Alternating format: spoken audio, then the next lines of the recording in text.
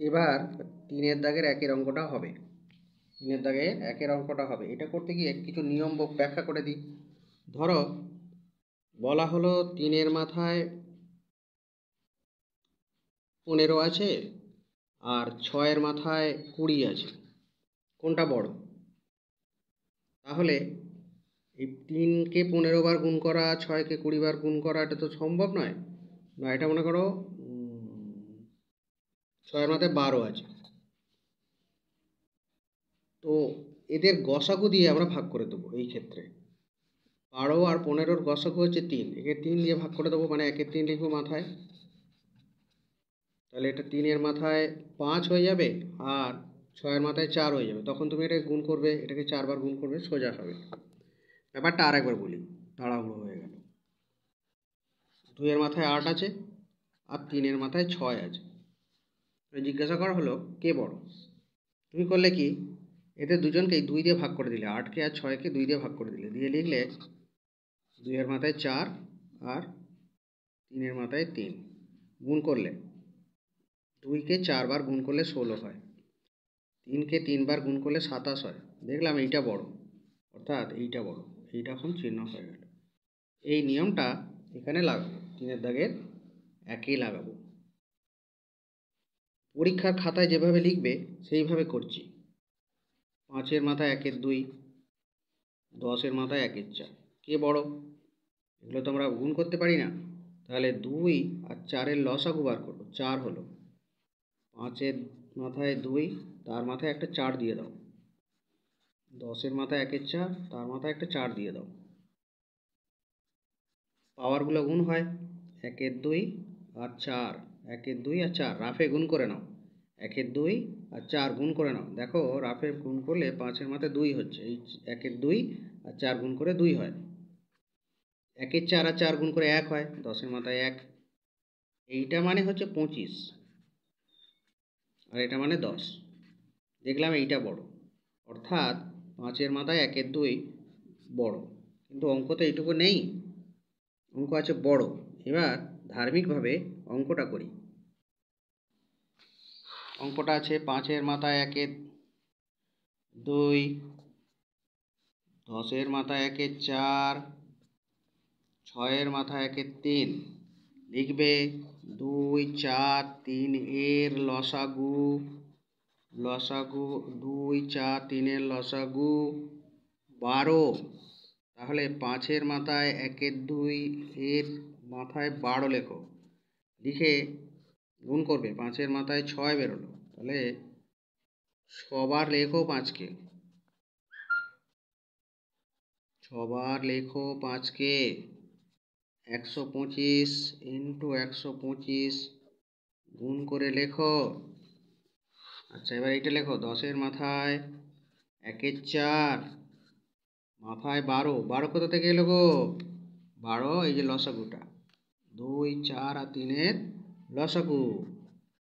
এইবার 1-এর 4 গুণ 12 করলে কত হয়? 3 হয়, 10-এর মাথায় 3 হয়, তার মানে 1000 হলো। এবার লেখো 6-এর মাথায় 1-এর 3 টু দি পাওয়ার 12, তাহলে গুণ করে বেরোলো 6-এর মাথায় 4, 1-এর 3 আর 12 গুণ করে 4 হলো। 4 বার লেখো 6কে। দাঁড়াও, এবার আমি ক্যালকুলেটর ইউজ করব, তোমরা করবে না, আমি করব। আচ্ছা, 125কে 125 দিয়ে গুণ করি। 125কে 125 দিয়ে গুণ করলে কত হয়? 125 ইন্টু 125 হলো 15,625, 15,625। 36 ইন্টু 36 করলে হয়, 36 ইন্টু 36 করলে হচ্ছে 1296। এখানটা আসবে 1296। বলো তো দেখি এদের মধ্যে কোনটা বড় সব থেকে? এইটা দেখতে পাচ্ছি 15,625 সব থেকে বড়, তার মানে 5-এর মাথায় 1-এর 2 সব থেকে বড়।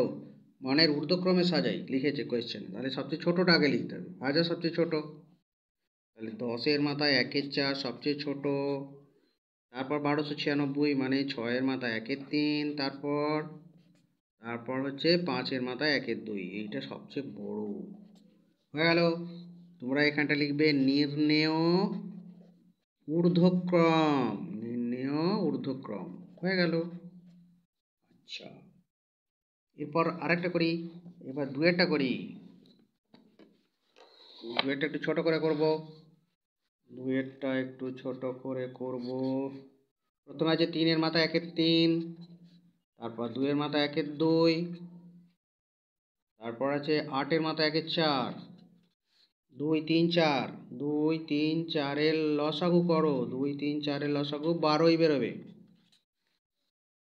আগেটাতে 2 4 3 ছিল, এটা 3 2 4 আছে। আচ্ছা, 3 এর মাথায় 1 এর 3 টু দি পাওয়ার 12 লেখো। এই দুটো গুণ করে লিখবে। 3 এর মাথায় 4, 3 ইন্টু 3 ইন্টু 3 ইন্টু 3, 4 বার লিখে গুণ করবে, সম্ভবত 81 হবে। 2 এর মাথায় 1 এর 2 টু দি পাওয়ার 12, তারপর সরল করে বার করবে। 2 এর মাথায় 6 করেই দিই, সম্ভবত এটা 64 বেরোবে। আচ্ছা, 8 এর মাথায় 1 এর 4 টু দি পাওয়ার 12, মানে 8 এর মাথায় 3, মানে 8 3 বার গুণ করবে। 64 ইন্টু 8 মানে 512 মতো বেরোবে। তাহলে এদের মধ্যে সবচেয়ে বড় কে হলো? এইটা সব থেকে বড়, 512। 512 সব থেকে বড়, তারপর হচ্ছে 81, তারপর 64। 64 যে সবচেয়ে ছোট, তাহলে ওটা আগে লিখতে হবে। 64 কোথা থেকে এসেছে? 2 এর মাথায় 1 এর 2 থেকে এসেছে। তাহলে এইটা কার থেকে ছোট? 81 থেকে ছোট, মানে 3 এর মাথায় 1 এর 3, তারপর 8 এর মাথায় 1 এর 4। কি হলো? নির্ণেয় ঊর্ধ্বক্রম। বানানটা কোয়েশ্চেন পেপার থেকে ঠিকঠাক করে লিখবে, নির্ণেয় ঊর্ধ্বক্রম। আচ্ছা, এটা হয়ে গেল। এইবার 3 অঙ্কটা করব।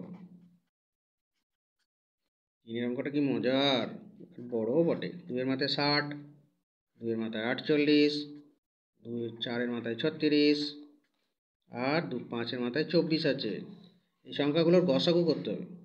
60, 48, 36 আর 24 গসাগু করো। সবাইকে আমি দেখতে পাচ্ছি 6 দিয়ে ভাগ করা যাচ্ছে। 10, 8, 6 আর 4, এখন একটা 2 যাচ্ছে। 2, 5, 4, 3, 2 আর যাবে না সবাইকে। তাহলে এই গসাগু হচ্ছে 12।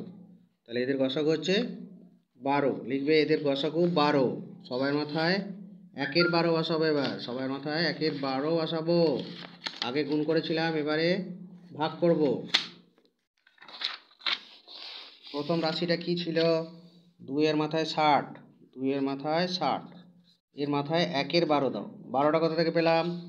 গসাগু করেছি, তাহলে গুণ করো। 60/12, 1 এর 12 আছে। গুণ করব বলে আপনি ভাগ করলেন কেন? কারণ 1 এর 12কে গুণ করলে 12 দিয়ে ভাগ করার মতোই হয়। 1 এর 12 দিয়ে গুণ করছি, 60 এর নিচে 12। তাহলে 2 এর মাথায় 5, 5 বার লেখো। গুণ করে কত হবে গো? 8 4 8 32। এরপর কি আছে গো? 3 এর মাথায় 48। বাহ! তার মাথায় একটা 1 এর 12 দাও। 12 কোথা থেকে পেলাম? আগের পাতায় করা আছে গসাগু। এবার 48 এর নিচে 12 বসলো। 48 এর নিচে 12 বসলো। ভাগ করলাম, রাফে ভাগটা করে নিলাম। 3 এর মাথায় 4 বসলো। 4 বার লিখবো 3কে। গুণ করো, 9 9 81। আচ্ছা, এবার কি আছে? 4 এর মাথায় 36 আছে। 4 এর মাথায় 36, তার মাথায় 1 এর 12, আর 36 বলে 38 লিখে ফেললাম। 4 এর মাথায় 36/12, 36 3, 4 ইন্টু 4 ইন্টু 4 করে বেরোলো 64। আচ্ছা, আর একটা বাকি আছে। 5 এর মাথায় 24, 5 এর মাথায় 24, তার মাথায় 1 এর 12, প্রত্যেকের মাথায় 1 এর 12 দিতে হবে।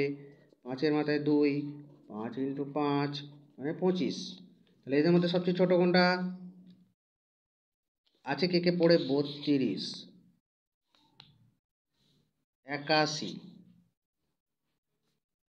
64 আর 25। 25 হচ্ছে সব থেকে ছোট, তার মানে 5 এর মাথায় 24টা সবচেয়ে ছোট।